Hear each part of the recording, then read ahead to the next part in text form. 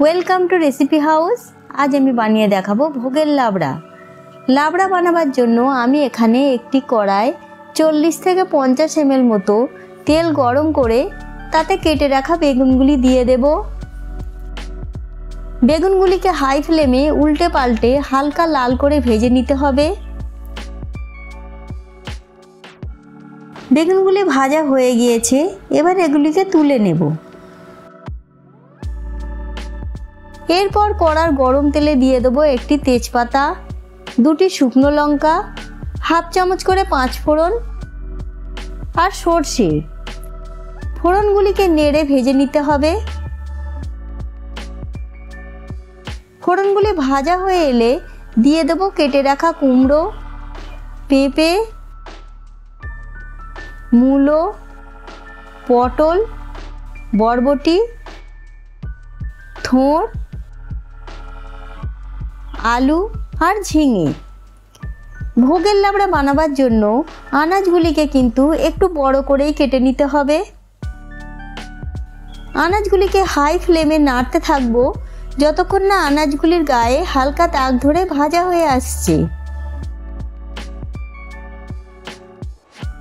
দেখুন আনাজগুলির গায়ে হালকা দাগ ধরে ভাজা হয়ে এসেছে। এবার এতে দিয়ে দেবো পরিমাণ মতো নুন,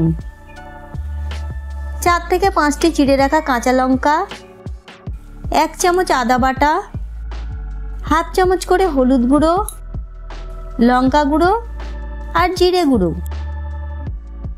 মশলাগুলিকে লো ফ্লেমে আনাজের সাথে নেড়ে 1 থেকে 2 মিনিট ভেজে নেব।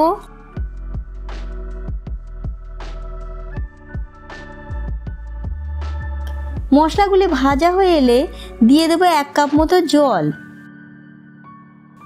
জল দিয়ে তরকারিটিকে ভালো করে নেড়ে নেব। এরপর আনাজগুলিকে ভালোভাবে সিদ্ধ করবার জন্য এটিকে ঢাকা দিয়ে 5 থেকে 7 মিনিট লো ফ্লেমে ফুটিয়ে নেব। 5 থেকে 7 মিনিট পর ঢাকা খুলে তরকারিটিকে নেড়ে নিয়ে দিয়ে দেব ভেজে রাখা বেগুন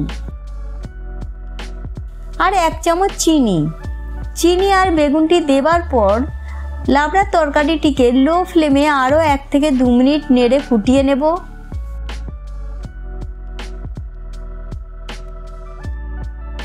1 থেকে 2 মিনিট পর ভোগের লাবড়াটি পরিবেশনের জন্য একদম রেডি। যদি আমার তৈরি রেসিপিটি আপনাদের ভালো লেগে থাকে তাহলে ভিডিওটিকে লাইক এবং শেয়ার করবেন। এই রকম সুস্বাদু রেসিপি পাওয়ার জন্য আমাদের চ্যানেল রেসিপি হাউসকে সাবস্ক্রাইব করতে ভুলবেন না।